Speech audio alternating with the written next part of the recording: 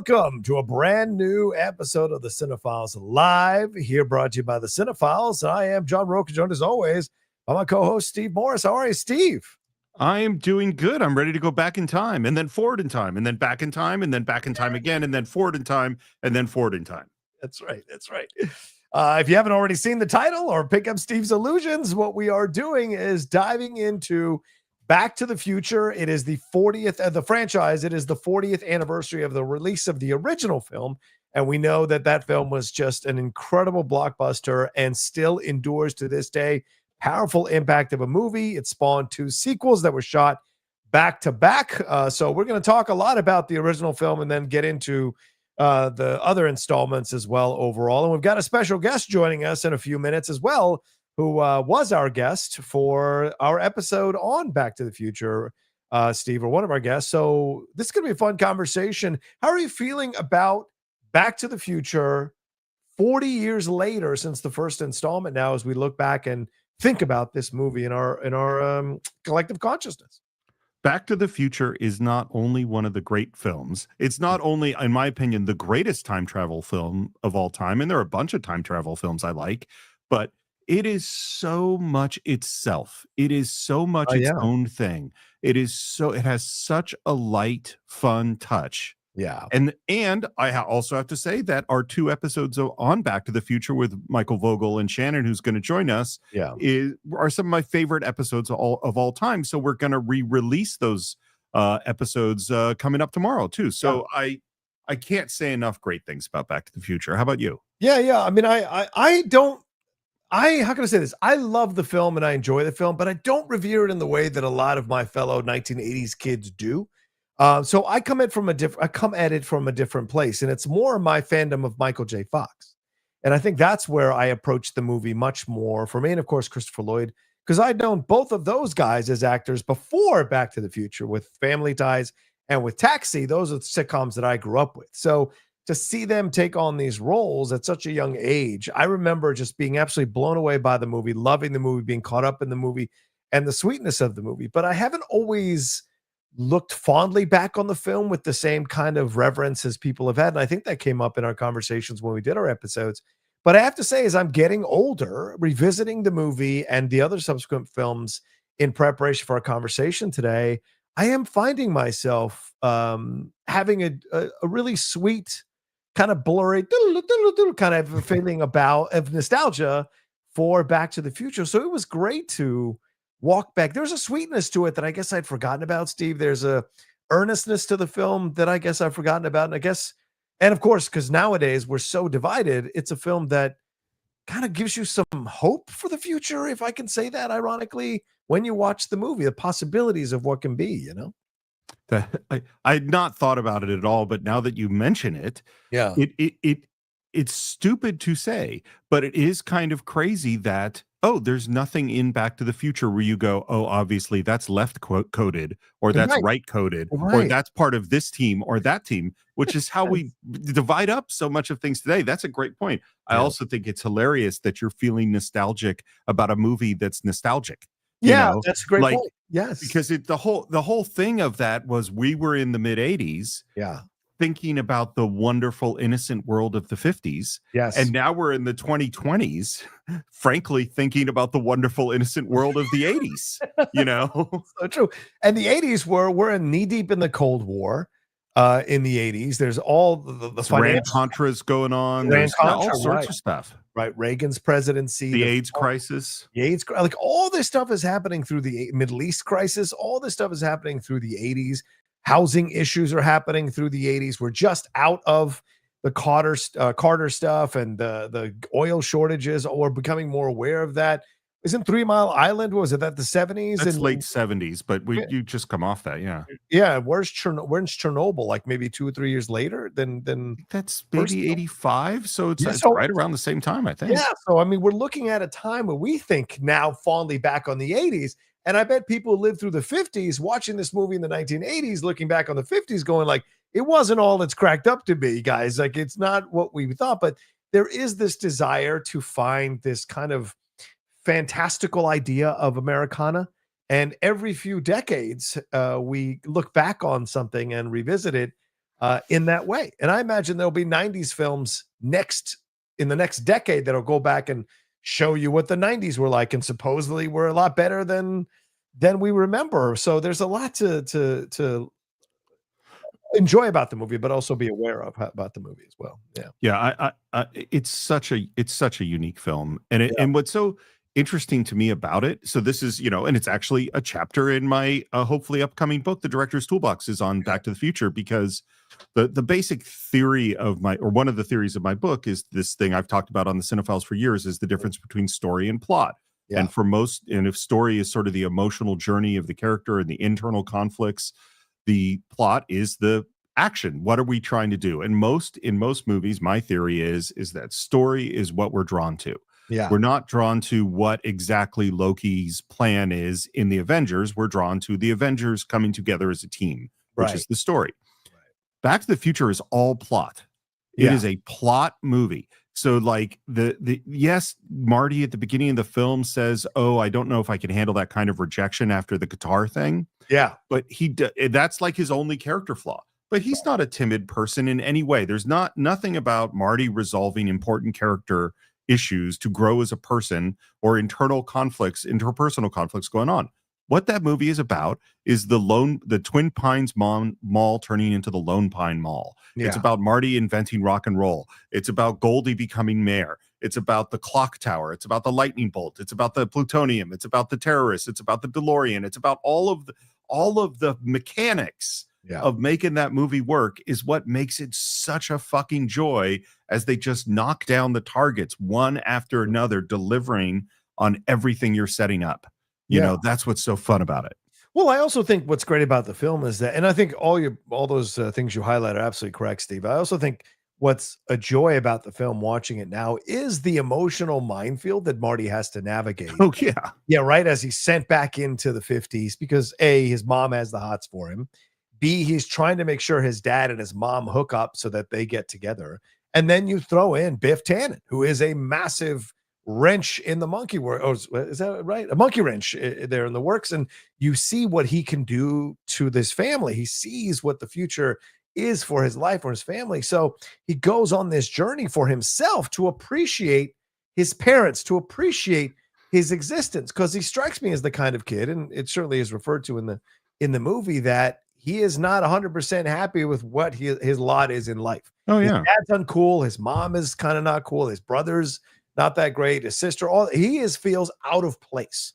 And how many teenagers feel that way? It's what I think was the big gift of the film, is that's universal exploration of its protagonist, is like appreciating family and appreciating the ones that you do have.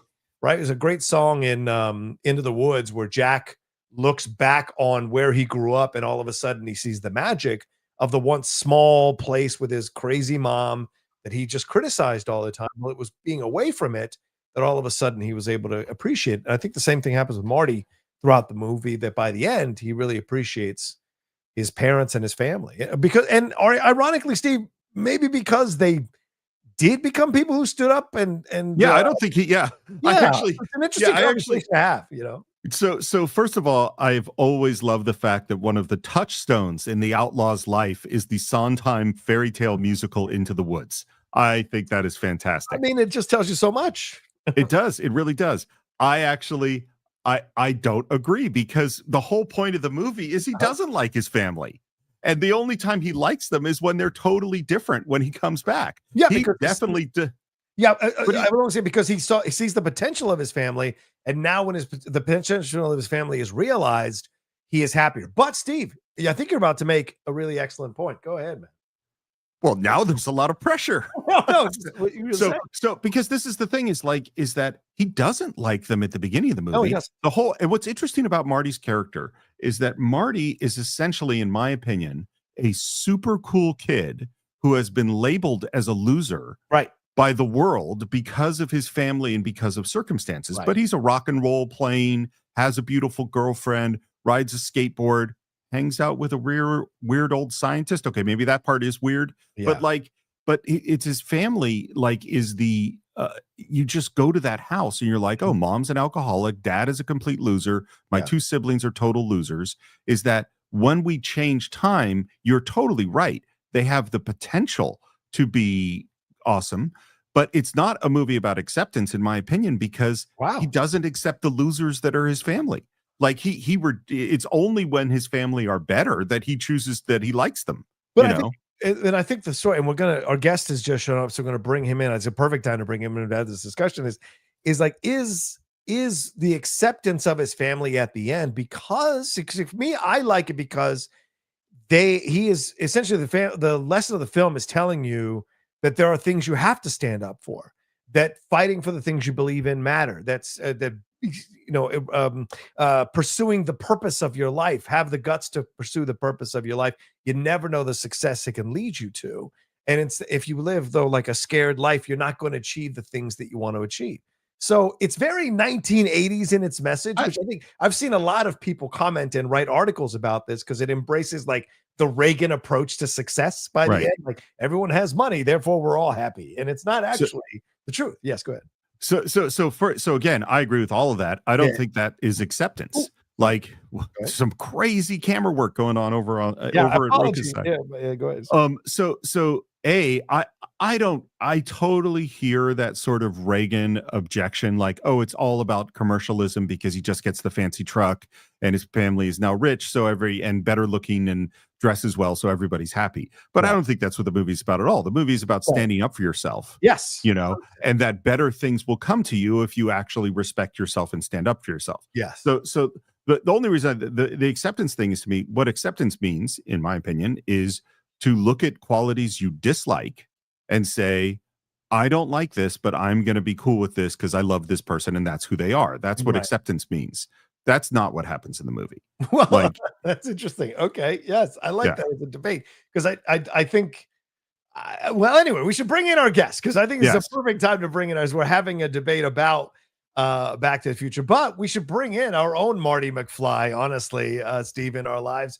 Someone, as you said, who was one of our guests when we originally did Back to the Future. He is 1/3 of the Geek Buddies, and he's been our friend for a very long time. And we're excited to see that he took a little bit of time to hang out with us today to talk about the movie. And that is, of course, the great Shannon McClung. How are you, Shannon? Hey. What's going on? I hopped on. I am so fascinated to get into this whole idea.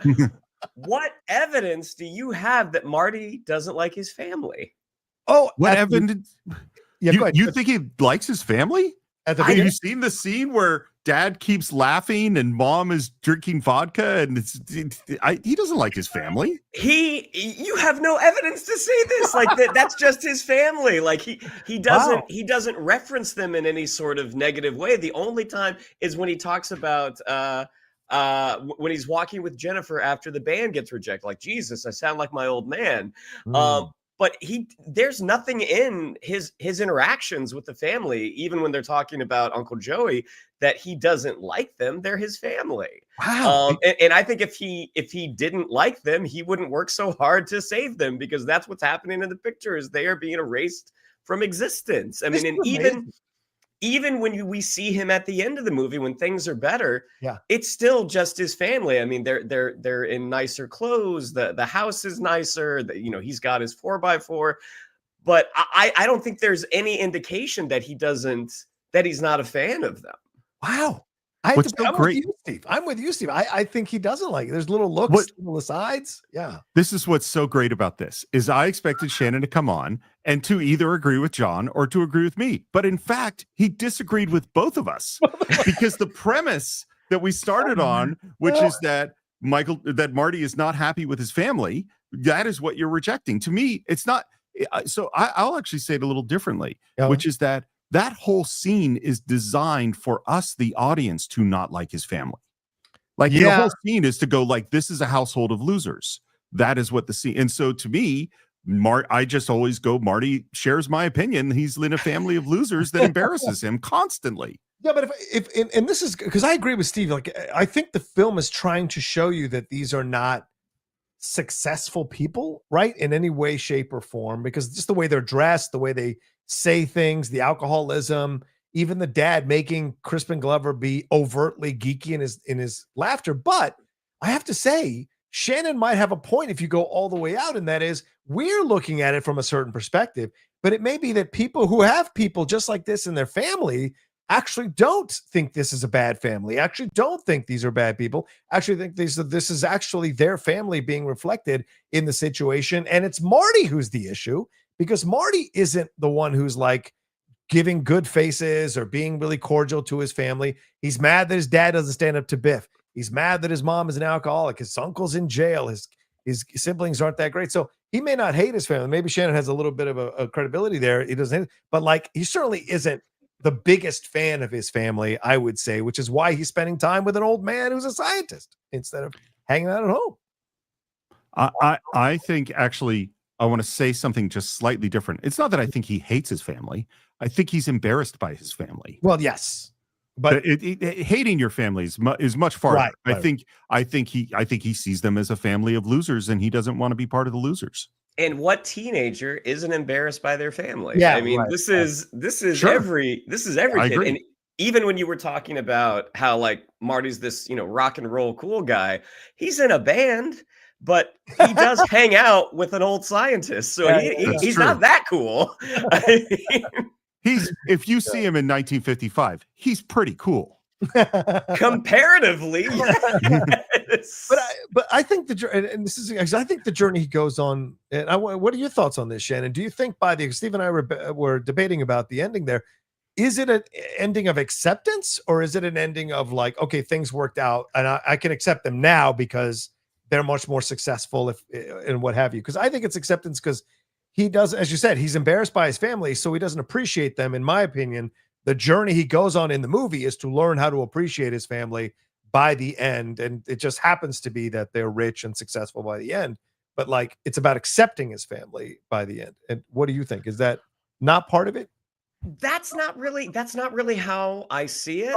Okay. Because again, the brief interaction that he has with his brother and his sister, there is no difference in the way he talks to them in the first scene and the second scene. I mean, it's more, I think he's obviously in shock that everything has kind of changed and he's kind of putting it together, but we're just seeing the results of his dad standing up for himself. Yeah. And how that affected everything going forward. Sorry, go ahead, Johnny. Sorry.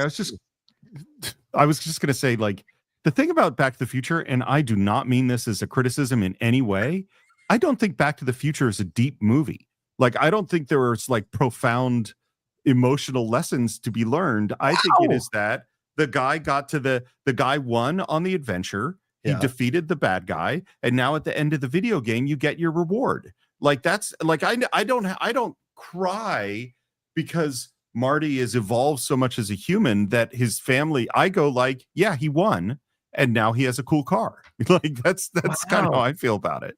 All right. I have to say, I don't cry. I agree with Steve. I don't cry by the end, but I certainly feel like a little bit of a lesson has been learned here for anybody who's a teenager about appreciating your family, about fighting for your family. Because I mean, he does the things that he does. The whole point that he does, the whole reason he does all the things that he does is to get his family together, to get his mom and dad to meet, because he wants to save his family. And I think, and himself. I mean, he's going to die if he doesn't do this. Well, sure, but I don't ever see it as a selfish thing. It's more a matter of like, he's trying to save his, because he keeps looking at a picture of his family fading, and yes, he's fading as well, but it's his brother and sister who are fading as well. So there's like that desire to save it. And so by the end, it feels like he's much more appreciative of where he's come from and where he's at. But when you see the money stuff, it does kind of muddle the message maybe at the end. Well, and that was never his intent. Like, George standing up to Biff was never part of the plan. The plan was he's trying to get George and, oh my God, Lorraine. He's just trying to get George and Lorraine together, because that guarantees the fact that that's going to, in the realm of the story, that's going to make sure that his brother and his sister and himself are born. I mean, everything that happens is a bit of an accident. And so, I think it's a true case of serendipity that Biff showed up, George ended up knocking him out, and forever changed everything. Yeah. Yeah, and so I actually, my wife and I went and saw a 40th anniversary screening last week. Oh, nice. And I sure did cry. Now, am I crying over what happened in the movie? It's more the nostalgia factor. Right. But I don't disagree that Back to the Future probably is not like the deepest movie, but it's a really well-told story. Yeah. Yeah. Well, even the connection, I mean, I would say, well, what about Steve? Let me ask you this, because you said you don't cry about it. I mean, when you saw it the first time and you thought Doc Brown had died, were you not emotional about this? That he thought he was killed by the Libyans, and then the letter and all of that? Isn't there a sense of like, oh God, thank God? Like, wasn't there an emotion for you when Doc had died the first time you saw the movie, or thought he had died? I mean, I certainly I can't remember what my reaction to that moment is, but Okay. this is the weird thing about movies, is that you could see a death in a movie and have the most intense emotional sobbing reaction. Sure. And you could see 800 people die in a movie and like whatever. That, I'm not saying the Doc Brown death is whatever. I love Doc Brown. And when Doc Brown gets shot at the beginning of that movie, you're like, holy shit, this can't be possible. But it's not in a way where I'm like deeply emotional, because that's not the kind of movie I'm in my opinion. Like, I'm, it's the sort of movie, like I never really thought that Doc Brown was really going to be dead. You know what I mean? I'm in a time travel movie. So like, I don't know. It's a funny thing, because I actually think this goes to like one of those key things about storytelling, which is that, it's like if we do Raging Bull, you're supposed to be deeply emotionally worked, and at the end of the film go, man, how do I reckon with what I've experienced? That's not what Back to the Future is. Back to the Future, you don't have to contemplate it. You don't have to like you go, that was great. It's a roller coaster. It's a great ride, beginning to end, with unbelievable details. But no, I do not get deeply emotional. And by the way, I might cry at the end too, because I cry when beautiful art is made. So when everything comes together perfectly, that'll bring a tear to my eye, but not in the emotional sense, Wow.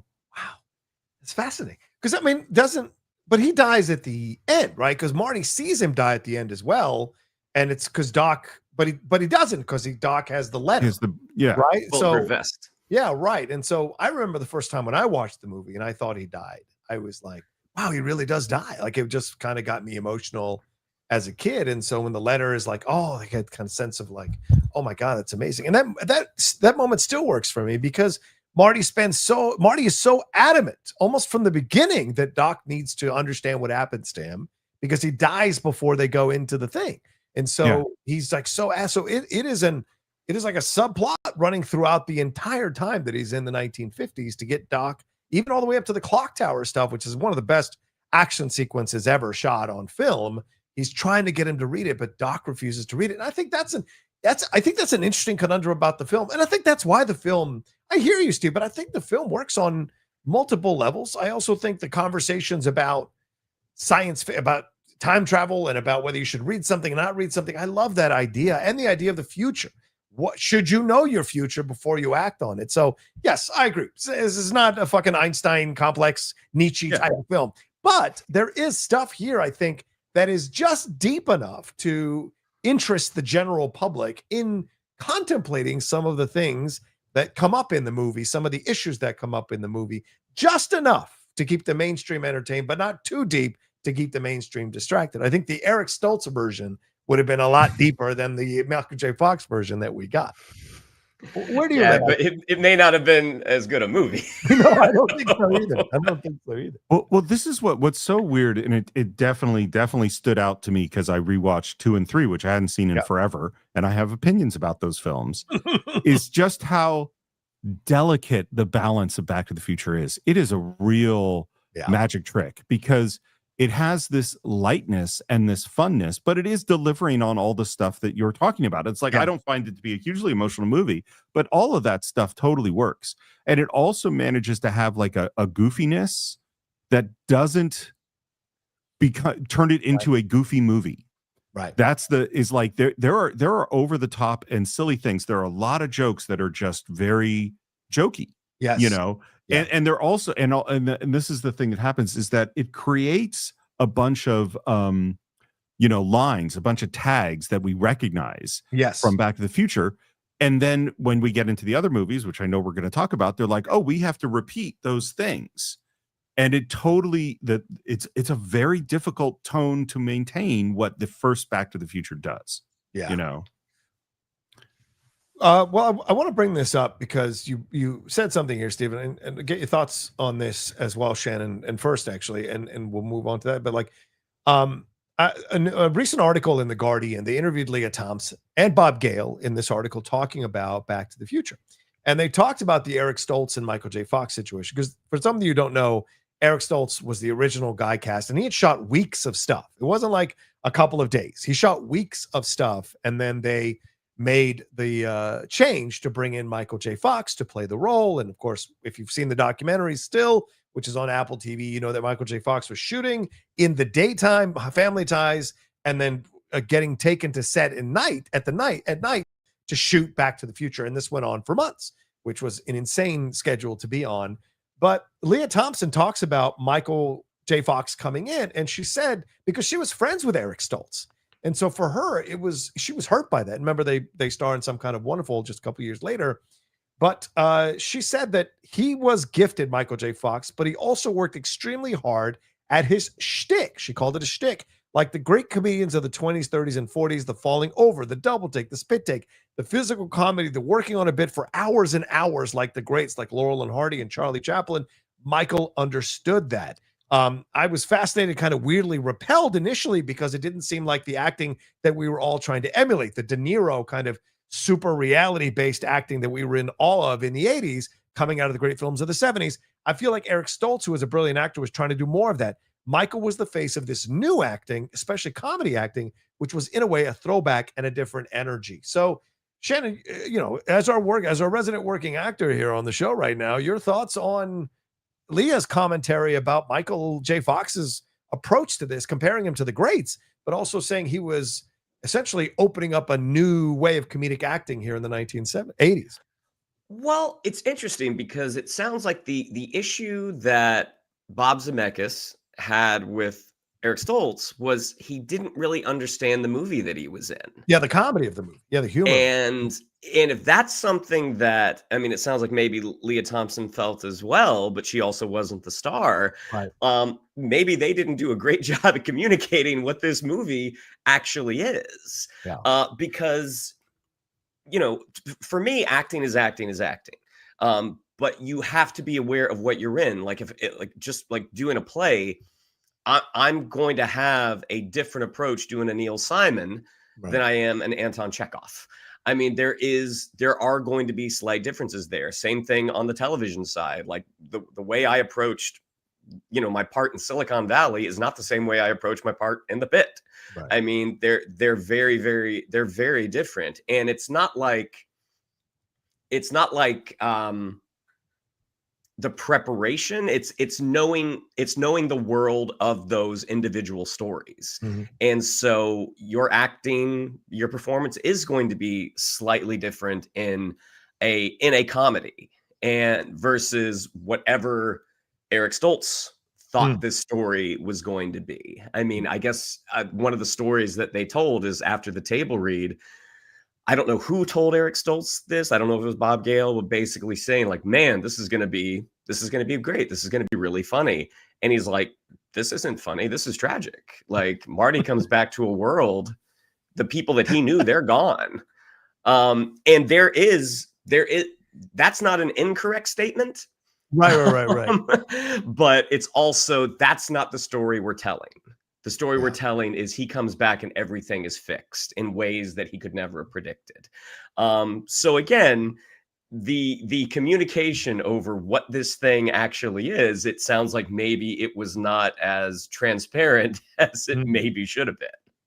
Yeah, Steve, I mean, what are your thoughts on this? We've talked about Chaplin on our show. We've covered, his work as well. We've talked Keaton. We talked about some really great comedians growing up. We did Marx Brothers movies on our show as well. And so what are your thoughts on Leah Thompson's comments about Michael J. Fox's style of acting and kind of it repelled? She used the word repelled in it, repelled her initially, and then she understood what he was really going for and letting him work, I have so many thoughts. The first one is I know it sounds crazy maybe to people watching or listening, but you could write a whole script and have someone not understand the tone of that script when you read it. I had a buddy who wrote a script.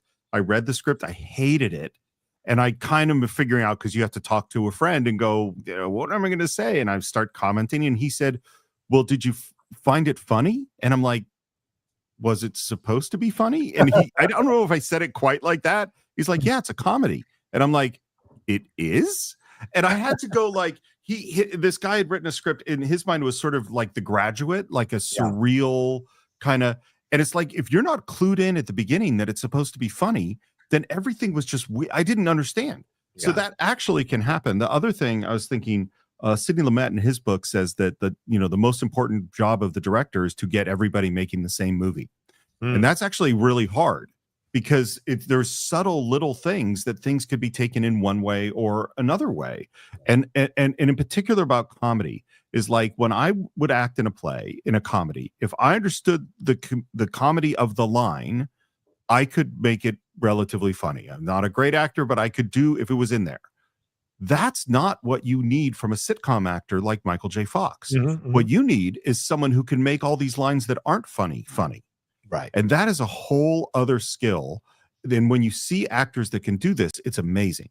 And so it makes perfect sense that Eric Stoltz doesn't come out of that tradition. Michael J. Fox does. Right. And that's, great sitcom actors. They're, studying the footsteps of the great actors of the past. And it is a different vibe. What's interesting to me is like, when you think about the Crispin Glover performance, the Biff performance, Leah Thompson's performance, particularly as the older version of Lorraine, they're all broadly comedic. Yeah. So what I really wonder too is like, did their performances change when Michael J. Fox came in, because he allowed them to open up to be a little bit more comedic? I think that's a great point, because I imagine, because as Leah Thompson said, they were all focused on, being this De Niro style of acting, even though it's kind of comical to even think that would be something in a Back to the Future movie, that you'd see an actor try to do that in a Back to the Future movie. But I mean, I think it's interesting because Eric probably brought that energy. And so you're right, because they had to reshoot all these other scenes once they replaced Eric with Michael J. Fox. And maybe this was the reason why they were replacing him. Because, as Shannon alluded to, they were taking Eric, as the lead actor of the film, was taking the film in a certain direction. And I'm not sure where Zemeckis and Gale and other, because I think Spielberg was involved in this as well. I don't know what was the moment where they were like, look, either we make the decision now, or this is going to be the movie we're making, and there's no turning back. Right. And I think that was I would love to know what moment that was like, we got to get rid of it. It's not working. It's not working. It's not the movie we want to make. He's dragging us into this darker area, darker territory. And that's not the film we want to create. Let's find someone who can deal with the darker territory, but with a lighter approach. And so apparently Zemeckis and I think Gale wanted Michael J. Fox from the beginning, but they did. The studio wanted Stoltz. And so when Michael comes in, though, and I think what Leah said is so important, because sometimes you can look at a comedy and the performance, and this is why comedies get overlooked for awards all the time, which is so nonsense. I just watched the new Being Eddie documentary, and it's fantastic. You guys got to watch on Netflix about Eddie Murphy. It's so good. And you see what he does for the Nutty Professor, and you go, this is stunning, just stunning what he's able to do. And you sometimes forget that it really takes an incredible amount of artistry to create good comedic performances. And I would argue what Michael J. Fox does in the movie is phenomenal. When you're watching him scene to scene, it isn't just the pratfalls and the physical comedy. He is us. He is our wide-eyed, overwhelmed, back on our heels guy who is still at times troubleshooting the situations and figuring them out because he has to, and determined to do it. And so we go along with that ride. I think with Eric, we would have stood back and watched the work and be like, wow, this is an intense film. Really appreciate that. Should be nominated for Oscars. With Michael J. Fox's performance, we get brought into the movie and we become him and experience everything he's experiencing. And I think you're right, Steve. I think all the other actors, because he's bringing a different energy, have to adjust their performances to bounce off the lead and be able to be effectively believable in the scenes that they work with Michael J. Fox. And it's an incredible performance. and it's a gift of a film because of his performance. It's 100%. funny that the term shtick, like there is such She said a that, shtick. Yes, there's a negative connotation associated with that term. Wow. And when I look at Michael J. Fox's bag of tricks that he employed in Back to the Future, I don't get shtick at all. I mean, like when I think of a pratfall, Michael J. Fox tripping as Marty McFly is not what I think of. Every move that he makes, in my opinion, comes from an absolutely honest and authentic place. When I think shtick, I'm thinking more 1990s Jim Carrey. I'm like, that's shtick. I think what Michael J. Fox did was building a person, in my opinion. I really think there are a lot of different ways to act, and there are a lot of ways that people can act where you're enjoying not the shtick, but the performance of the thing. You know what I mean? Not every role is Robert De Niro getting totally immersed in a thing. Some roles are a show. Hey, we're here to do it. When you watch Abbott and Costello, like it's a show. Like, you're watching a movie and you're watching these two funny characters deal with Frankenstein or whatever, but that doesn't make it becomes where it becomes bad to me is where you can feel them trying to make you laugh. Like, hey, look at me. I am doing something funny right now. Pay attention. As opposed to and it's so funny because you could have a ridiculous, completely insane character on Saturday Night Live or sketch comedy, and it could still completely work, even though it's the Coneheads or something. And that's not the greatest example, but like there are all sorts of the history of Saturday Night Live is filled with ridiculous characters acting in ridiculous ways that totally works. More Cowbell is a perfect example of like what Will Ferrell is doing is totally insane, but you don't go, this is a shtick. You go, this is the funniest thing I've ever seen in my life. Yeah.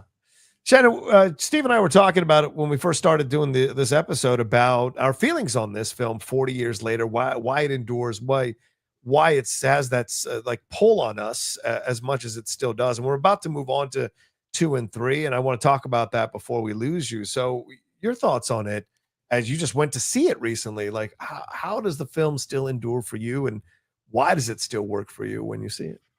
I mean, I saw Back to the Future when I was 7 years old. I saw it in the theater, and there are plenty of jokes and plenty of plenty of some of the situations that went completely over my 7-year-old head. But I understood the adventure enough to go on this ride. Now, in terms of why it has just hung on the way it has, it's a really good movie. I mean, it's a really, really good story. And as Steve will attest to, making a good movie is really hard. Making a bad movie is hard. The amount of things that have to go right for a movie to be completed, like there's just so many moving parts that go along with it. And when something is just executed so brilliantly as the first movie is, that you just have this perfect marriage of script, performance, and direction. The original script, the way they sent Marty back was through a A-bomb test. Can you imagine how the Back to the Future would have been derailed if we left Hill Valley to go to watch an A-bomb? I mean, that's a completely different movie, keeping everything set in the centralized location of this town, that this town is Marty's world, but it's his world literally flipped upside down. So the way that it just, everything just, there was just magic in the air when they made this movie. And I don't think it's an accident. Like a lot of folks in the theater, it was parents bringing their kids, like 9-10-year-old kids. And at first, anytime I see a child in a movie at night, I'm like, oh, you better shut up. But in this case, I'm like, these parents saw this movie in the theaters when they were children, and they want to share this experience with their kids. And I'm like, that's a beautiful thing. And their kids did not talk. There was a little bit of explaining going on that the parents were having to do, like, hey, so this is this, this is this. So it's just one of those rare films that, I mean, it's not a coincidence that people say that this is one of one of the perfect movies out there. I mean, again, it's just, there was a hefty amount of luck when they made this movie. Yeah, I'll never say any film is perfect, but it's certainly near perfect, this film for sure. It still endures. I mean, the Libyan stuff, the way they kind of a little bit with the other things that are in the film that, you know, those are the things that kind of keep it. But I think the film itself, the story, the messages, the performances, the journey that he goes on, and the community. I mean, for us, the pop culture crossover stuff is so genius. Like the Star Trek, Star Wars stuff, and all these things to kind of get George to do the things that he has to do. And then there is that moment where he fights back. That moment, there is, just like in the 80s, we were obsessed with movies like this in the 80s, fighting back against the bully, whether it was a corporate thing or it was the Karate Kid guys, or it was, you know, anything you see in the movies that were in the 1980s, the Vision Quest, the idea of overcoming the big thing.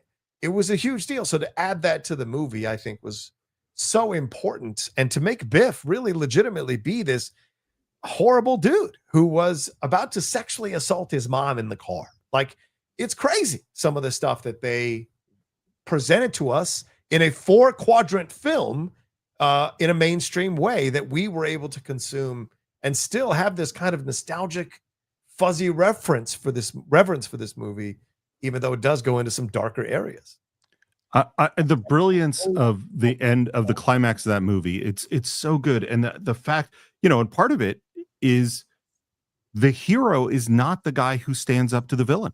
Right. Like that's what makes it. And it's one of those endings that is absolutely planted perfectly and set up perfectly. And it's totally unexpected, you know. Yeah. Even you know, it's like, of course that's what has to happen, but you would never expect it to happen. It's so satisfying. 100%. That moment is great. Yeah, and it makes sense because Bob Gale said that, like, he came up with the idea. I think he said he came up with the idea opening his father's, like, his dad was looking through his high school yearbook, so he looked through his dad's high school yearbooks, and that's what sparked the conversation. And so I think there's something about in the screenwriting that Bob Gale and Zemeckis were like, well, he doesn't have to be the hero.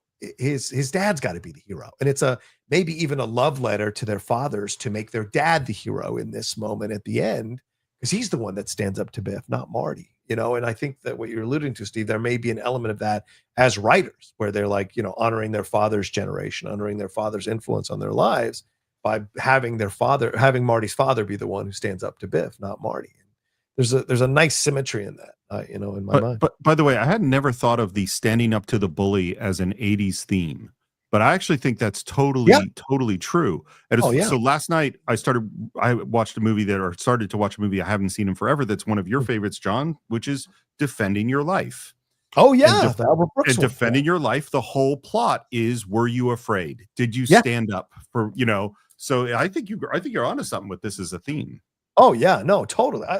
If I pulled out all my 80s movies, it would be like fighting against this, fighting against this, fighting against this. It's just what I gravitate to.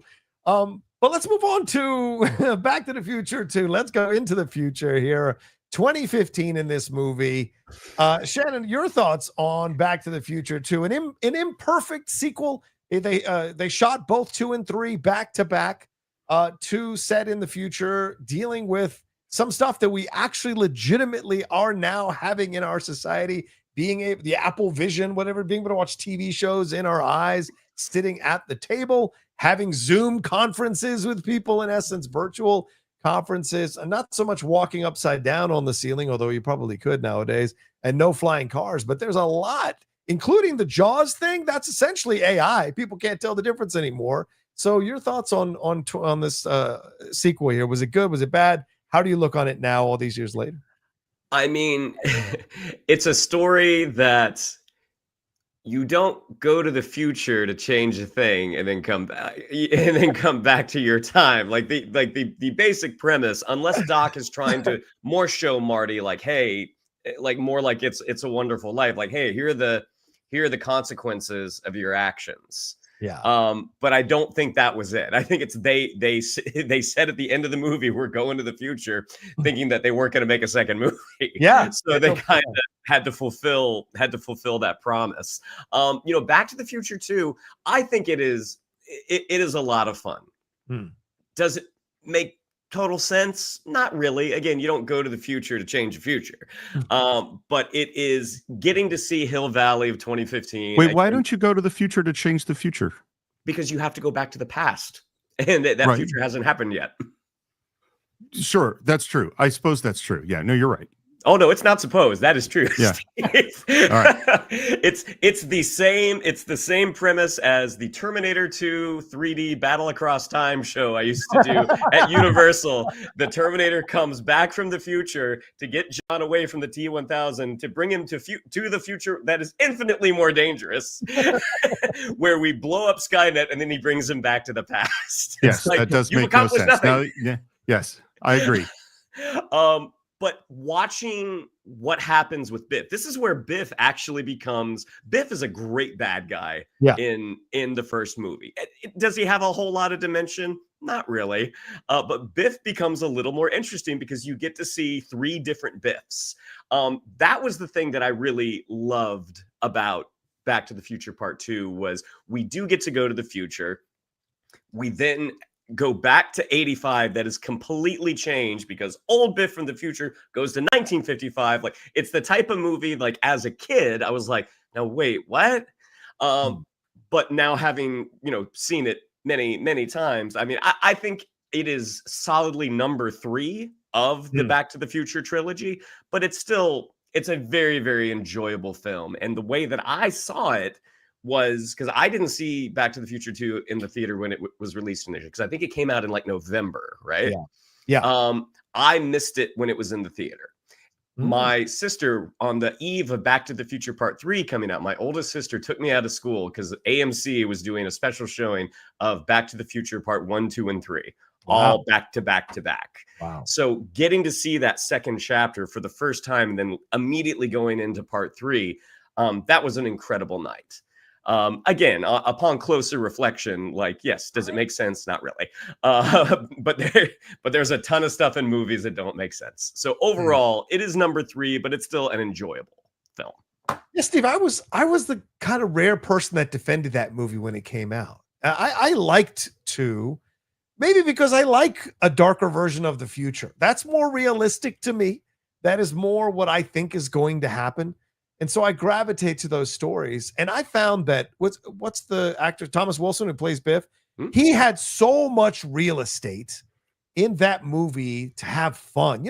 Thomas is a guy who never blew up and became massively successful. But in these 3 films, that motherfucker can act. Like, he can act so well in these moments. And he is even more chilling in 2 than he is in 1, intimidating and all of that in 1. But he is so chilling in 2. And Bob Gale said that he did fashion Biff after Trump in Back to the Future 2, not in Back to the Future 1. That was not the idea. But in Back to the Future 2, he made him Trump because Trump at that time had been naming his casinos, naming his planes, all of that stuff. And there is a level of menace to Thomas Wilson throughout the movie that is stunning to witness as you're watching the film. And then all the other stuff that happens with the characters and the stories and some of that the journeys they go on, maybe not as strong, but I do like what he did. What are your thoughts on Back to the Future 2, bro? I'm trying to think of how to say this delicately. I don't like this movie. I remember seeing it. I think this is the film, because I'm a little bit older than John and much, much older than Shannon.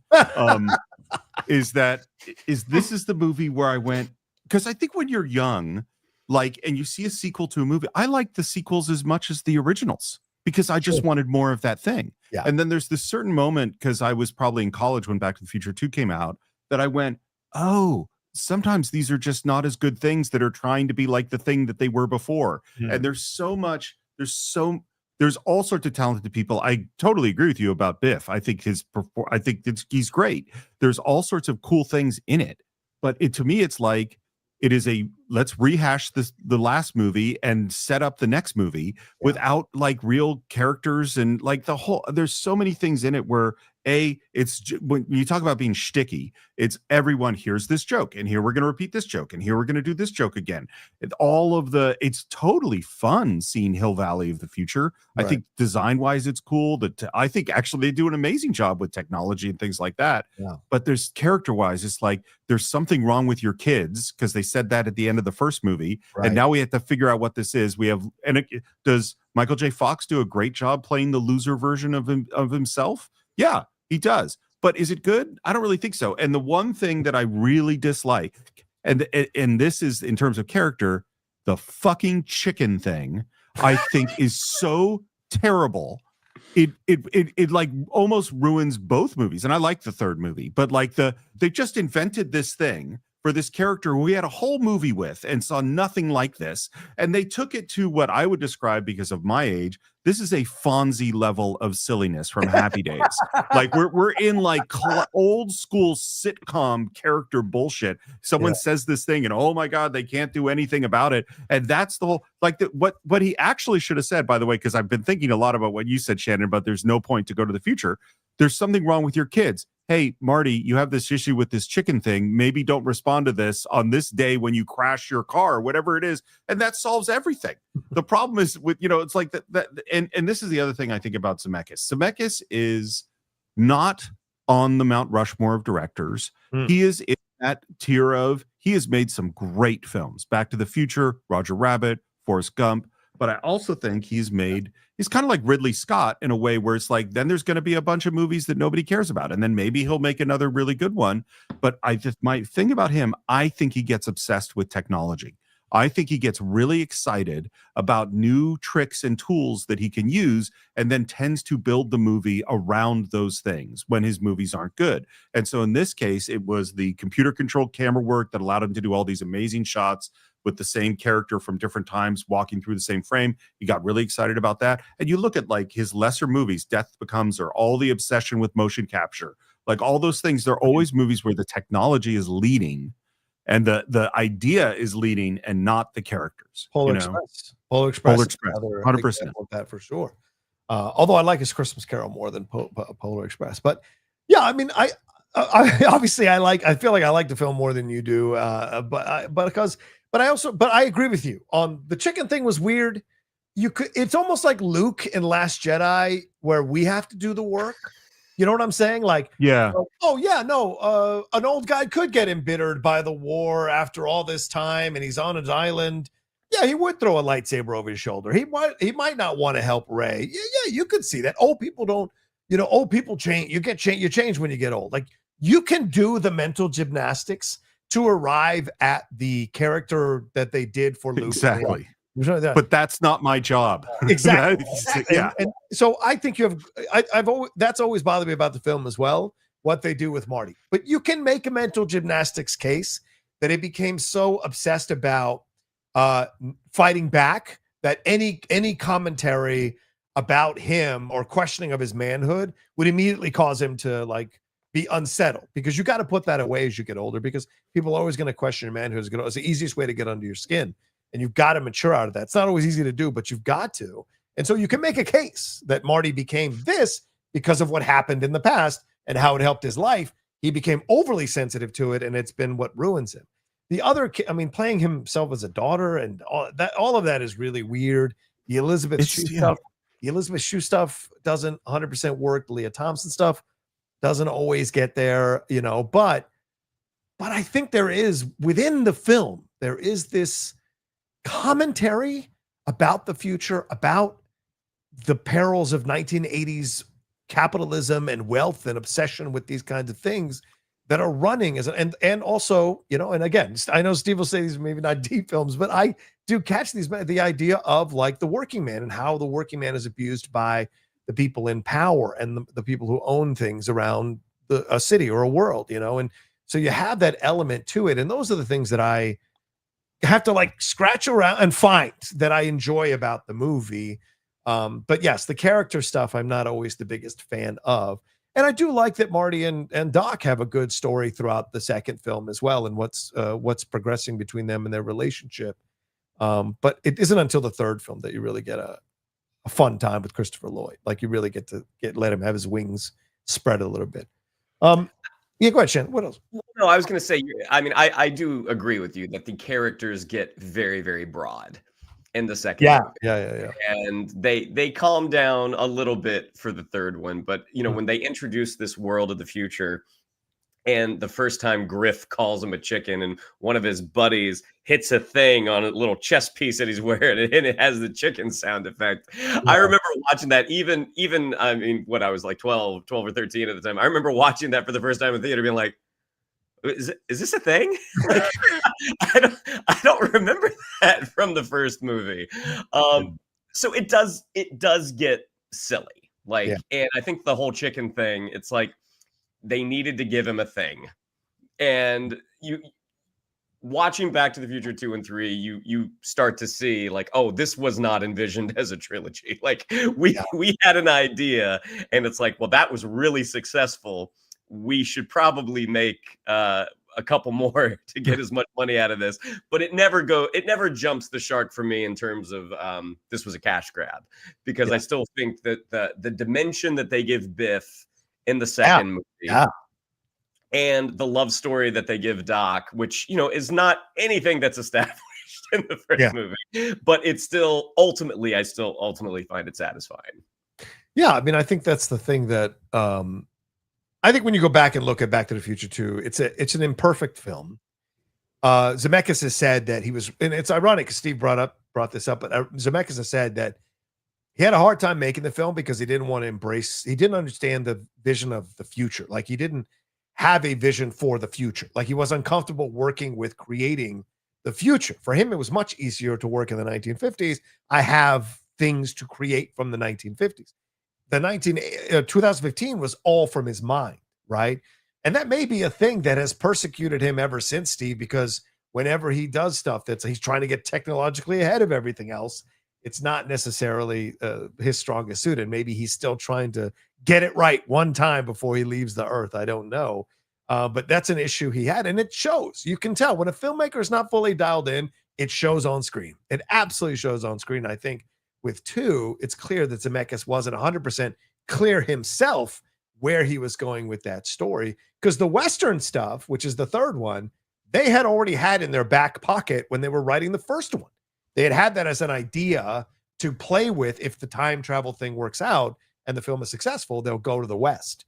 So that was something that, and I think that's a reason why the third one is overall better than the second one, because they had a much more concrete idea. And again, they're going back in time to an era that they have things they can compare it to and create, as opposed to 2015, which is them pretty much out there on a white blank page trying to create the future. You know, so. I mean, they're not in 2015 that long. I mean, it's the setup for the rest of the movie. And I think as imperfect as Back to the Future Part 2 is, the ending where we see 1955 Doc, who's just said goodbye to Marty in the DeLorean, the moment where our Marty comes running around the corner, that is such a fun ending that I'm willing to overlook a lot of its flaws. No, it's a great cliffhanger. By the way, one other thing about 2 and I guess 3, my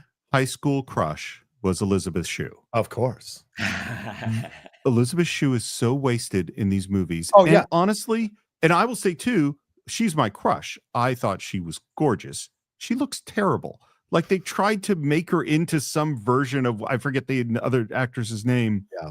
But like it's like, here's this great star and you do nothing with her. They like grab her to the future, she gets knocked unconscious, and then she's just sleeping on a porch somewhere. It's like, why bother? What was the point of any of this? Yeah, well, Galen Zemeckis said they had, as Shannon said, they had no plans for a sequel for Back to the Future, but when they realized they were going to do a sequel, they were stuck with Jennifer in the car because Jennifer and Marty take off in the car. So they had to figure out what to do with her. And I agree with you, Steve. I think you could stretch out from Elizabeth Shue to Leah Thompson and Mary Steenburgen. They don't really flesh out these 3 ladies as well as they flesh out Marty and Doc, even Biff. They don't flesh them out as well as they flesh out the male characters in the movie, in the series rather. And that is an issue with the overall franchise. You can definitely ding it for that, you know. And But what's so interesting though with the second one, before we move on, is the idea of Michael J. Fox at such a young age playing multiple characters. Like, this is a sign of talent, like Eddie doing it in The Nutty Professor a few years later, Martin Lawrence doing it himself in Mama's House. But then you have these other actors who have done the Milton Berle play in drag. Like, you've seen other actors who are great comedic actors, legendary comedic actors, who play multiple characters in a movie and what that means. And I think only the few great ones can accomplish it and succeed at it. And I thought Michael, for as much as my issues are with some of the portrayals, I thought his acting with these characters showed us how much talent that kid really had, at such a young age. I think he did. And I think he's awesome. And I think he did well. And if I were the director, I would not have done that. Yeah, because I think it takes away, because this is what I was saying about the first film, about how delicate it is. It hits into this very specific spot, and putting Michael J. Fox in as his own daughter. Yeah. Like, it's a different movie. And I don't, and frankly, I do think he's good, but he's not Eddie Murphy. No, Eddie Murphy, if you say, hey, Eddie Murphy's going to play these 6 parts, do you want to watch? I'd be like, yeah, I want to see that. That's not what this is. Yeah, Eddie's one of one, though. I mean, there's not many people that could do it, because Eddie was like really young when he did all that stuff too. The other side of it, and we should move on after I say it, is that the Crispin Glover, this is also an issue that he sued them because they didn't use Crispin Glover. They hired another actor to play his character, and they made the actor, they did build prosthetics to mirror Crispin Glover's face. And that's why Crispin Glover sued them, because they didn't have the rights to use his likeness. And that has become a thing since. SAG had to step in the negotiations, and that has been part of contracts since that day forward about likenesses and what have you. And fascinating, now we're dealing with it with AI and what have you. So it's interesting stuff with Crispin Glover's side of things. All right, let's move on to the third one. Steve, your thoughts on Back to the Future 3? We get Mary Steenburgen coming in. We're going to the Old West. We get a lot of Clint Eastwood references, Western references. We have some old school Western character actors from Westerns in this whole thing. And by the end, everything is fixed and we're taking off on a caboose of time travel. Your thoughts on this third? I like it. I find it a satisfying, like, you've taken these characters to this different place. I think that Christopher Lloyd shines in it. Andy McDowell is never my favorite actor in the world. Mary Steenburgen. That's an interesting Freudian connection there. Mary Steenburgen is never been my favorite, but I think she's totally succeeds in this thing. I do not like Michael J. Fox playing his great-grandfather too much, but what really I don't like is, why is Leah Thompson playing his great-grandmother? That's where I just go, this doesn't make any sense. Like, but that being said, in terms of a story that I'm following and involved in, I like it much, much more than number 2. Yeah. What are your thoughts, Shannon, on Back to the Future 3? It is a satisfying end to the trilogy. Like, I do agree with Steve. Leah Thompson playing the great grandmother. Yeah, that doesn't make any sense unless there's some blood mixing that's further down the McFly line. with the, what was it? I mean, it could explain George a lot. I don't know. I mean, that's a fair point. It is funny, Michael J. Fox playing Seamus. I think of all the other characters that he plays outside of Marty McFly, I think his weakest is Marty McFly Jr. because they just didn't give him anything. He's George turned up to like an 11. Yeah.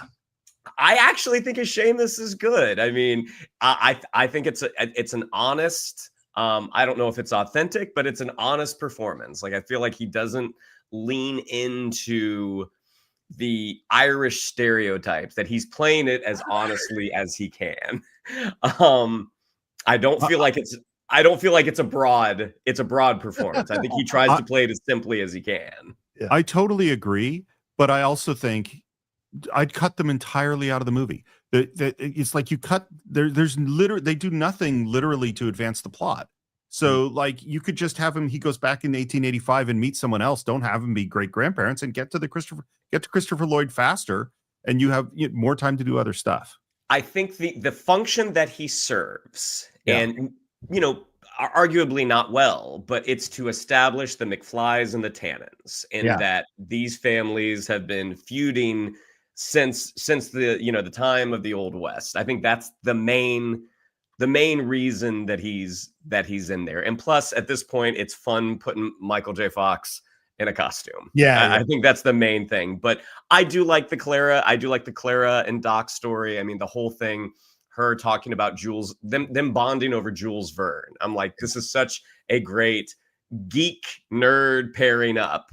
And the end, him showing up in the locomotive, the time traveling locomotive. I mean, again, it is a satisfying end to a trilogy that started with an incredible bang of the first movie. Yeah, I think it's a fun film, and I think it's certainly better than 3. So it's great to remind people. Better than 2 rather, and remind people like this is a good franchise. Like, because this could have been Matrix Revolutions and Matrix Reloaded, and we'd have been like, oh, they kind of ruined it by having a good first film and couldn't quite follow up. Which consequently, those both were shot back to back. What's amazing about 3, in terms of the filmmaking, is that from what I said, Zemeckis was editing 2 while he was shooting 3, and then flying to LA to work with Bob Gale on the script before flying back to shoot. Like, this was a constant schedule he was on, and they were putting him up at the Sheraton Universal, apparently. That's where he would go, and then boom, fly out. And so it was like this insane schedule. So the fact that he even got 3 to be better than 2 and have shades of 1, I think was an amazing accomplishment for him to be able to do that. As a Westerns guy, I like it. I wish it was a better Western, but it is. You've got to satisfy the 4 quadrants. So this is more like the apple dumpling gang type of approach to Westerns, which is fine for what it is. But I agree with you, Shannon. I like his Seamus. I think it's the most authentic of the characters that he plays throughout the entire series, other than himself, other than Marty, obviously. And I like that energy he brings to it. I think this is Thomas Wilson's best performance of any version of Biff in the whole threesome. Like, he gets so much time to play this character, and he does not slide into caricature. Even though he does broad stuff, broad moves, broad villainy, there is a specificity to his anger, and you kind of feel that as you're watching the movie, which I think is essential to when you're doing the 3rd version of the same bully. You've got to make him unique, and I think he really does in the movie. Agree with you guys about Leah Thompson 100%, and Elizabeth Shue to a degree, who was so sidelined in the 3rd one as well. It's just, but we do get the gift of the 3rd one is getting Christopher Lloyd more screen time to really flesh out, getting an individual story. You know, it's almost a 2-hander, the 3rd one, with him and Michael J. Fox, and you get to see his Doc Brown and more layers, more complexity, more levels to who he is, and the relationship with him and Clara. And I'm with you, Steve. I'm not a Steenburgen person. I'm not the biggest Steenburgen person, so I can take it or leave it. It's basically milk. It's not that big of a deal to me, right? But like, she is the right person for him in terms of the way they presented her, being a woman who was into science at that time. I like the way it all goes down. So she brings the right amount of, the right amount of understanding and knowledge, and standing her own ground while also being feminine in the way they have their relationship progress at that time. And she works really well. And by the way, they had to convince her to do it. She didn't, according to her, she didn't want to do it. It was her kids who talked her into it because they loved that first movie so much. And I think something's got to be done about your kids. Exactly. And so she did it. So, but there's some fun sequences, some fun action sequences. I like the conversations they have throughout the movie. The Clint Eastwood references, for those of you who haven't seen it's fun. Those are so much fun. Yeah. And so by the end, when you get to where you get to, you really love that they found a way to find a little bit of the magic, not all of the magic, but certainly a little bit of the magic of the first one. So you end on a good note, so to speak.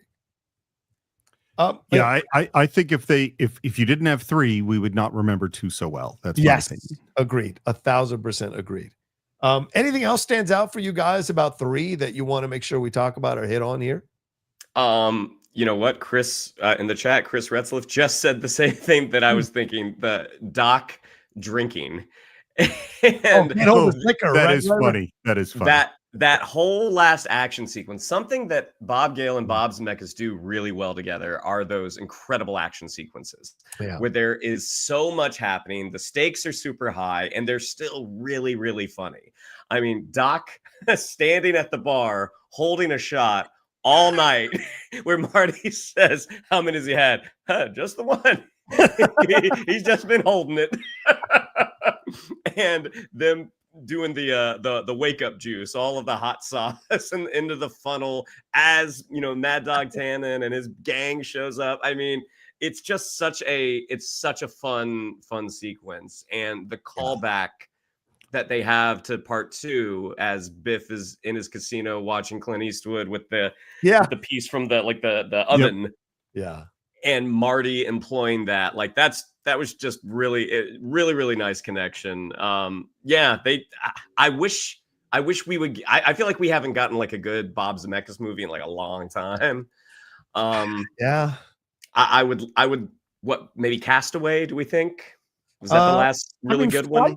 Flight was really good, wouldn't you say? Flight or The Walk? Either one of those two. Would you say those were on? Flight is good. The Walk I haven't seen. Okay, that's the Joseph Gordon-Levitt movie. Yeah, right? The real life story of that guy. Yeah, the Christmas Carol was before that. Then Beowulf, which is less said about that, the better. Yeah. Polar Express, and then Castaway in 2000. So probably Flight is the last kind of great Zemeckis film, and it was 12 years between Castaway and Flight. And before, but I mean, like, he's got a strong resume, right? Like Castaway, What Lies Beneath, Contact, Forrest Gump. I like Death Becomes Her, but I know people do bash that one. I mean, Who Framed Roger Rabbit? That's another classic. So great movie. Steve, your comments, I think, are on point about him. He's a Ridley Scott. Like, when he hits, he fucking legendarily hits. But when he misses or doesn't quite get there, they're watchable movies, but they're not great, and you wish they were better. And I think that's a fair commentary. Well, I hope he's a Ridley Scott in the sense, because Ridley, you count him out for 3 movies and then he'll come back with a great film. Yeah. So if that's the case, maybe there's another great Zemeckis movie in the future.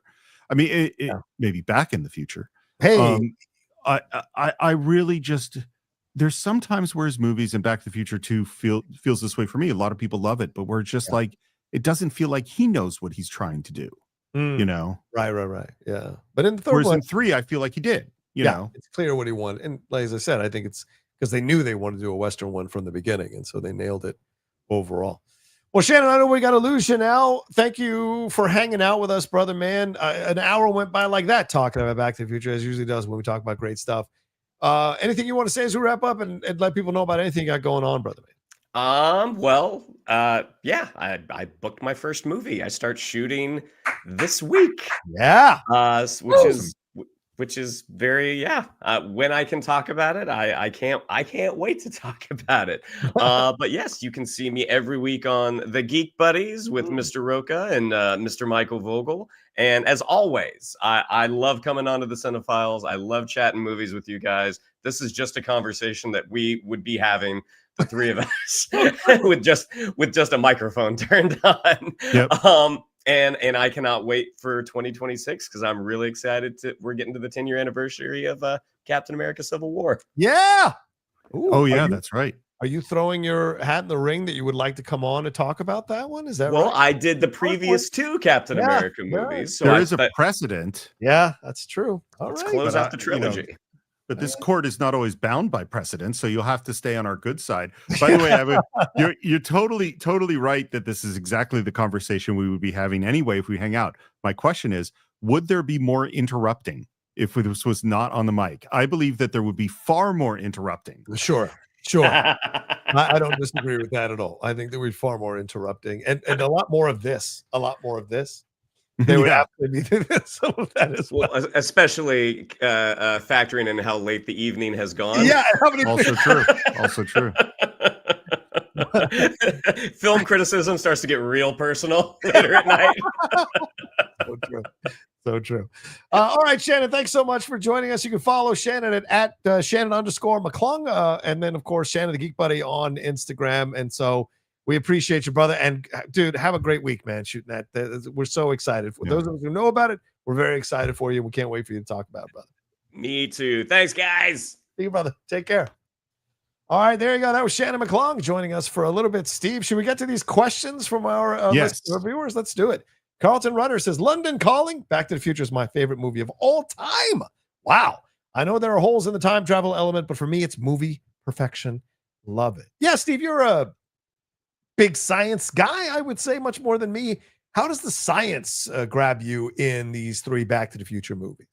I would avoid thinking about science at all. I mean, because first of all, it's not gigawatts, it's gigawatts. They've already messed that up. I mean, all time travel movies that don't make sense. Like they each have their own theory. Yes. Of this is how time travel works in the Terminator movies versus Star Trek movies versus Back to the Future movies versus Looper or something else. Yeah. But none of them actually work. As Shannon said, there's no reason to go into the future. Like the idea, like, why are people in this photograph slowly fading out? Because if you change the future, why didn't Marty just cease to exist instantly? Why is there like a slow ramp? None of it doesn't make sense. Never expect time travel movies to make sense.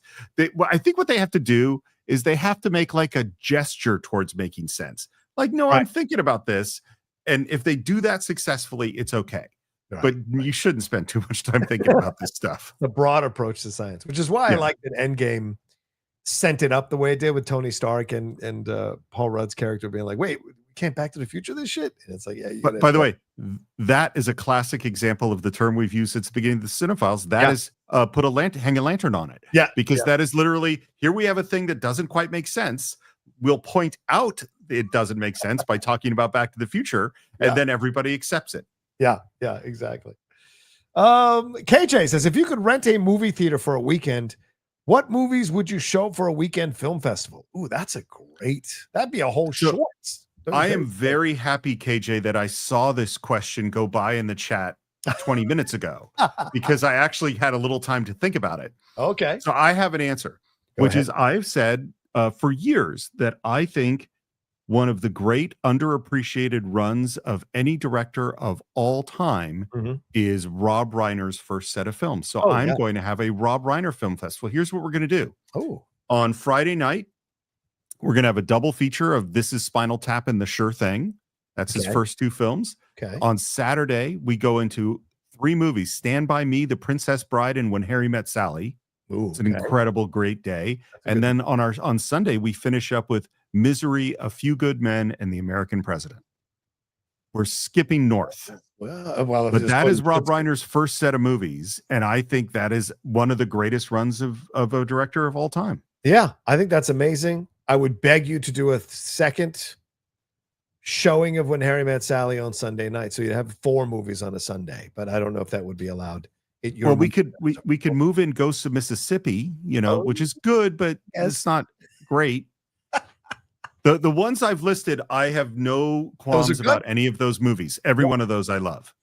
I don't know what I would do. I didn't get a chance to look at this question ahead of time, so I guess I would it'd be very tough. You'd have to come back to me on that one. Maybe down the road when we do a short, we'll do that. But I mean, I'm sure Superman, I'm sure Back to the Future, I'm sure these like really popular 4-quadrant films would be the approach I would have in the daytime, and then in the nighttime, a little darker stuff like Godfather Part 2 or Lawrence of Arabia, possibly. Is there a theme here? I mean, I don't. That's the thing. I'd have to have a little more time to think about a theme on the approach I would have for it. It would just be John Rocha's favorite fucking movies. That's my theme. But I don't. I think I see. I want the Outlaw Film Festival. Is that I want all westerns. Culminating with Unforgiven, maybe at the end. Yeah. It would be Searchers in the afternoon on Sunday, then Unforgiven at the end. Yes, 100%. That's the way it would go. Maybe, I would have to slide in Magnificent Seven on Saturday. That's a Saturday movie for sure. Maybe a more unusual Western, a horror Western, or a noir-y, violent, like something you could. I would add something that you didn't talk about. I would do a midnight screening on Friday night. That would be Bone Tomahawk. That would be that. There you go. Western. That's a great suggestion, Steve, to have a horror Western in there. 100%. Yeah, let me think about it. I think I would love to curate a whole Western thing and have some fun with it.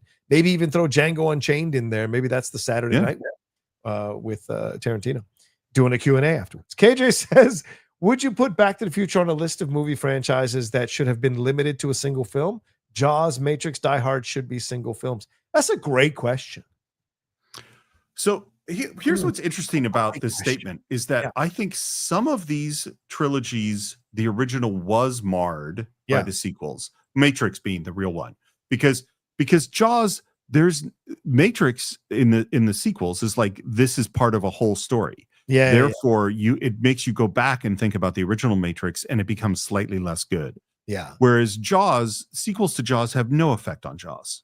Like they never, you know what I mean? Like, and to me, at least, sequels to Die Hard, although none of them live up to the original, they don't really affect Die Hard for me. And the same is true with Back to the Future. Like people, you know, most people like 2 much more than I do, and a lot of people like 3. So I'm fine that they exist. Whereas the Matrix, I kind of wish we only had 1 movie.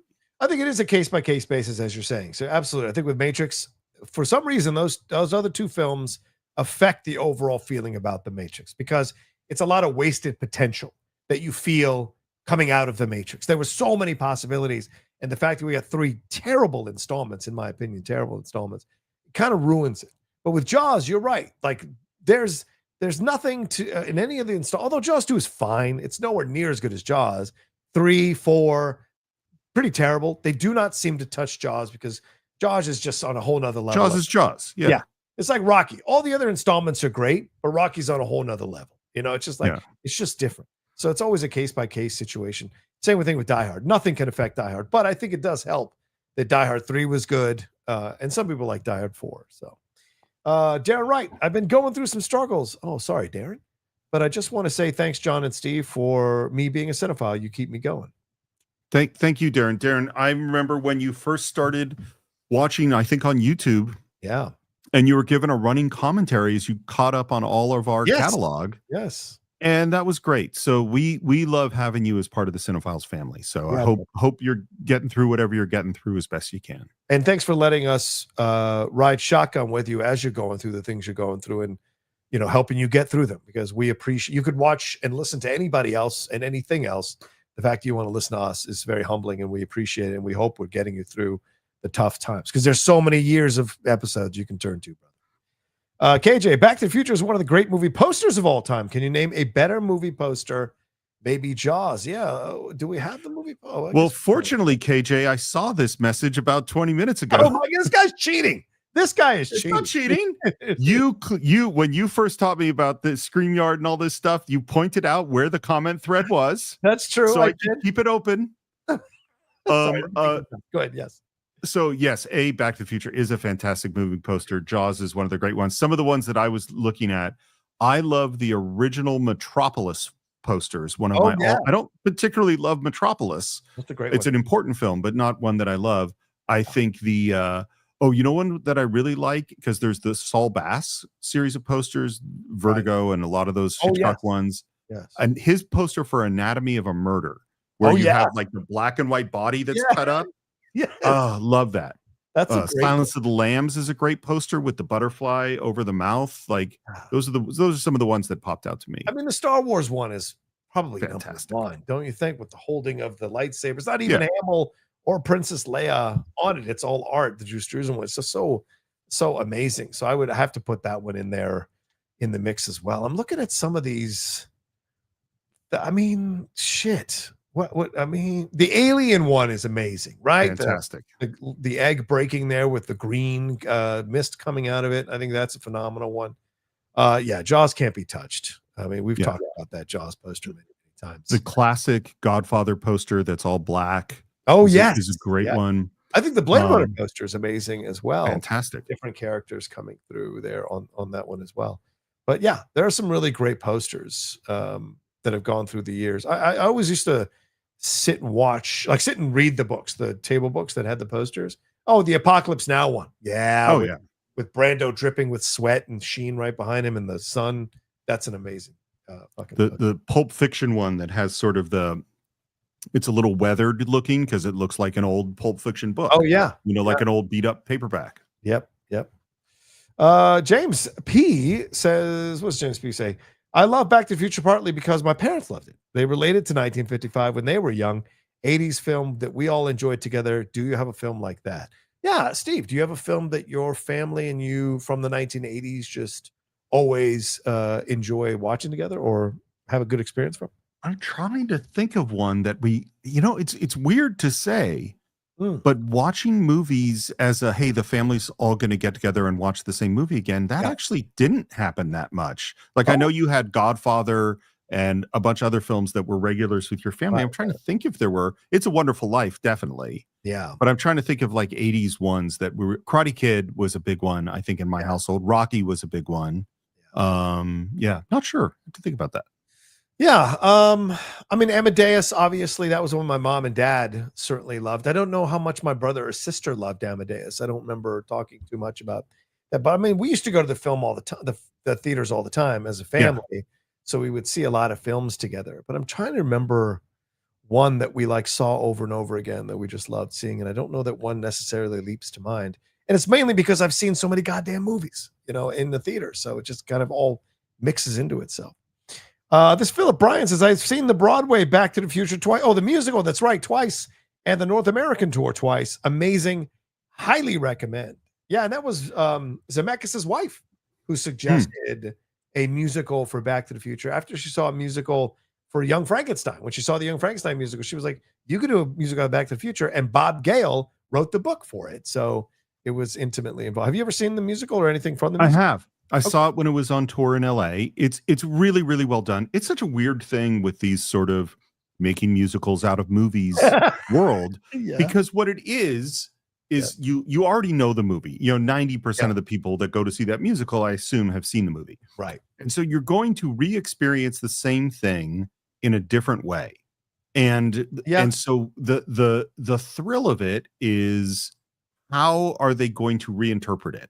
Right. I remember walking out of that musical thinking, I can't remember one song. Like, not one song was a tune that I could hum that made me really excited. That's okay. The special effect that they use for the car and for time travel is amazing. It's a rear projection thing, and there's the DeLorean on stage that spins on a turntable with different effects happening. And so there's all sorts of things that are done technically in a way that's really, really cool. Yeah. They remove the Libyan terrorists. Yes. Because for obvious reasons. Yeah. And therefore Doc, I think, doesn't die. And so that changes. And so the it's like you from a cinephile point of view, is what's interesting is like, okay, you take this central plot point out. Yeah. And then how do they replace it and what changes? And there were a bunch of things that changed that I don't remember what all of them were, which were interesting. Do I think it's a great musical? I do not. Okay. If you love Back to the Future, do I think it's well worth your time as a fun way to experience Back to the Future in a different way that's very well done? Yeah, totally. Do they do more justice to the female characters in the musical, or is it pretty much the same? Not to my memory, but I saw it, once a few years ago, so it's not like I'd have the best response. Okay, right on. Justin Choner, what's up, Justin? Says, hi guys, my family loved Back to the Future. Saw parts 2 and 3 in the theater with my parents. Also got to experience Back to the Future ride at Universal Studios in the 90s. Oh, I remember that. I did that. Yep. It was a lot of fun. It's the pre-version, because now it's the Simpsons in the same space. Right. To me, the Back to the Future ride was, I had a friend who was an Imagineer at Disneyland. Oh, nice. Who worked at Disneyland in the 80s. Yeah. On Star Tours. And what they said is that the name that they gave the Imagineers working on Star Tours were the Vomiteers, because because it's a flight simulator, and when the motion doesn't perfectly match with the video, you have a disconnect and you puke. Wow. And I always remember that, because when I've gone to the Universal, either Simpsons or Back to the Future, because on those rides you're on 3 cars within the space. And it never quite sinks. I always feel nauseous. I felt nauseous at the end of Back to the Future, and I felt nauseous at the end of The Simpsons right now. I don't think it quite works well for me. Yeah. No, I love it. The more motion, the better. I love that. Like the 3D one, the Harry Potter 3D one they had for a long time. I would get off work sometimes if I had an hour to kill, and I would ride the ride over and over and over again, because I didn't have to wait in line as an employee. I could just go right to the front of the line, and they would get me in there, and I would ride with the next crew. And I love it. The more motion, the better. Roller coasters, all of it. I'm a fan of it. I'm thank God I don't have that motion issue. And Shannon has that motion issue playing he has it games. Major. Yeah. So I'm very happy. That's one of the faults I don't, or one of the issues I don't have with that kind of stuff, because Yeah, I hear you, man. I hear you about the motion stuff. But although I did have that on the wind surfing, wind gliding, whatever we were doing for Shannon's birthday at one time, it was nonsense. It was crazy for me, that kind of stuff for sure. All right, well, there you go. That's all the questions, Steve. We don't have any Streamlabs that have come through unless some of you sent them in. I don't see anything here. So I think we're going to wrap it up there. Final thoughts here as we end our discussion on Back to the Future franchise 40 years later after the first movie came out. It's one of those movies I really, really enjoy every single time I see it. And mostly it's because of just all those talented people and all the little tiny details of that film. I find it so much fun. And Michael J. Fox is so unbelievably great. Yeah. Like what he does walking in that film is incredible. Will I watch 2 again in my lifetime? Maybe not. Maybe I'll watch it with my kid. He hasn't seen either 2 or 3. And I totally watched 3 again. I think 3 is a lot of fun. It's revisiting characters in a new circumstance that I really enjoy, and it's a lot of fun to watch. Do I think it's a great movie? Yeah. No, but I do totally like it. Yeah. I would say it's still a magical franchise. Still. And the fact that it endures and people are going back to the theater to see it even all these years later, 4 decades later, I think speaks volumes to the kind of magic that film still has. It is one of those films you can pass on from generation to generation to generation because it never gets old. It is in that camp with Sound of Music. It's in that camp with all of these type of films that you just can pass on to multiple generations to enjoy. And that's the gift of it. And Steve is right. Michael J. Fox's performance, as I highlighted earlier, it's one of those things that just keeps you coming back. But it's the relationships. It's everything that they go through in that first movie in connecting and progressing and evolving and what have you. And then where we go to next in those 2 and 3 movies, less so in 2, but certainly in 3, we get a little bit more of that in different scenarios and different environments. And that's really fantastic to see. But there's magic here and the potential of just fun family enjoyment. And sometimes films don't have to be groundbreaking and change the way you view the world. Sometimes films can be enjoyable and be really well written and fun to experience overall and make you feel a little bit of mainstream artistry behind their creation. So great stuff. We got one more question. Oh yeah, go ahead. Well, and I realized, unfortunately, he reminded me. We also have a question from Adam McAllister from Patreon. Oh, sure. It's been sitting here in my notes, and then I totally forgot about it. Fortunately, Adam is watching the live show and reminded us. Okay. And he says, one of the most frustrating moments from part 2 is when old Biff gives the sports almanac to his younger self without immediately disappearing or facing the consequences of altering the timeline. What are your thoughts on this and other frustrating plot holes from the trilogy? Well, as Steve said earlier, it's best not to think about the science. It's more a matter of, does the moment work? And because it sticks out to you, the moment didn't work. And other stuff that they have plot holes with the science throughout the franchise, those don't stick out for you because the moments work or the surrounding scenes around it work so much for you that you ignore it. And I think the ones that do stick out because the surrounding scenes or the storylines or the construction of that section of the film doesn't work, which is why it sticks out the way it does. I think that's exactly the point, is like, if the story stuff is working and you're involved, you won't bump on the fact that something didn't quite. My favorite example of this of all time, which I know we talked about years ago when we did Armageddon, is in Armageddon, Bruce Willis is on the rig in the South China Sea, and they fly him by supersonic jet, leaving his crew on the rig. And they say, it's been 23 hours. This is the fastest you could get back here. And now we're having the meeting. He says, well, I need my team. And his team, who he left 23 hours before on the rig, is now spread over the United States, with different jobs and different, like, as if they've been there for. It makes zero sense. Yeah. It is 100% satisfying. Yeah. Because you have so much fun in the montage of getting the guys that you don't think about it. If you don't think about it, it didn't matter. I think in this particular case, I'm going to give you a headcanon explanation of why it's okay for Biff, because I asked before, when Marty messes up the future in the first movie, why doesn't he just cease to exist right away? Why are the people fading out of the photographs? And it's only as he gets to playing guitar, doing Johnny Be Good, that you see it starting to affect him. Right. So there is a lag time between when the change in the timeline happens and when that effect happens to the people that should be changed. Right. So old Biff doesn't immediately cease to exist. That's why he can make it back to his timeline, but he's sick, maybe having a heart attack, and soon that timeline will fade away, just like people were fading out of the photograph. That is my explanation. That'll work. Michael McKenzie, one final question. Hey, fellas, if you got your hands on the DeLorean, where would you go? I would want to see my grandfather, who is the only family member I haven't met. Ooh, that's a great. Clearly, Michael, you did not pay attention to the movie, because the DeLorean has to be destroyed because it is so dangerous. So obviously, I wouldn't go anywhere. I go back to The Simpsons, where he goes back in time and destroys things and changes the future. Probably a family thing, but I'm not quite sure what. I don't know. Leah Thompson was asked this in the recent interview from The Guardian, and she said, well, I'm a woman, so I wouldn't want to go back to any time because no time was good for women. And I was like, you know what? That's a valid point. It's a valid point. But for us as dudes, if I got my hands on a DeLorean, where would I go? I don't know. The Beatles in Shea, Elvis. Would you rather see a good concert? Elvis, honestly? Well, no, just seeing the Beatles live. I don't right, know. but wouldn't you rather go to see them? Concert? Would they be? That is. Wouldn't you? I'd rather be on the rooftop for the Let It Be concert. Yeah, but that gets cut off. Well, yeah, I guess you're right, because that sounded terrible. Like they couldn't hear themselves. Yeah, no, you make a good point, Steve. Or be in the rooftop would be great. Or be in the what's the Tavern Club? The Tavern Club, but that's early, because I'd want to see later Beatles.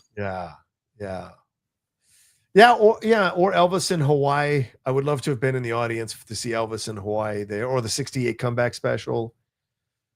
Yeah, it's tough. There's a lot of places I'd like to go back, and I'm not going to avoid. And you got to avoid the whole killing Hitler and all that. It's a nonsense. Yeah, it's got to be something a little more personal, I think, in the end there. But yeah, I mean, or maybe be on set with, like, be a PA or an assistant on Citizen Kane and watching Wells shoot the whole movie, like to have been on set and survive him not yelling at me or firing me. He'd yell at you. Yeah, probably. Come on. So and you know what? And you would like it. You would be you would. I mean, it'd be terrible, but you would have that memory forever. Oh my God. Ooh, oh my God. Orson just yelled at me. Anyway. All right. You could tell him at the time, you could say, don't worry, Orson, you're going to be real fat real soon. I know. I would be more about, don't worry, Orson. This is the best you're going to give. This is it. You're now peaking. Enjoy it, buddy. What's really crazy about you going back to that set is that you are a PA who's like, an adult man. Yeah. You're twice his age. Yes. That's that's what's really crazy. Mm-hmm. All right, well, there you go. That's our conversation on the Back to the Future franchise, and specifically, of course, the Back to the Future movie, celebrating its 40th anniversary. Thank you all so much for taking the time to hang out with us. Thank you to our patrons and our listeners and our viewers and the people sending in Streamlabs, Super Chats today during the show. We appreciate it especially a big thank you to Shannon McClung, who joined us here to have a conversation about the Back to the Future franchise. Steve, what do you want to say as we wrap up, and what do we want to tell these fine folks? Well, the first thing is that tomorrow we're going to re-release our 2-part episode as just one episode. It's going to be like 4.5, 5-hour long episode with our original conversation on Back to the Future with Shannon and Michael Vogel, which I love. That'll go out tomorrow. You can also buy or stream any movie we review on Cine-Files.net. You can subscribe to the show right here on YouTube or off at all the podcast places, Apple Podcasts, Spotify, everywhere else. And you can reach me at srmorris on Twitter. There you go. And you can follow me at therochasays on Twitter, Instagram, TikTok, or wherever you download social media. Follow me at therochasays there as well. And of course, my YouTube channel, youtube.com/John Rocha Says. A lot of stuff going on over there. So please come and follow me, or subscribe to the channel there. We would appreciate it. All right. Thanks, everybody. Take care of yourselves. Be well. And we'll talk to you next time with another brand new episode of the Cine-Files here on the channel. Peace. Until then.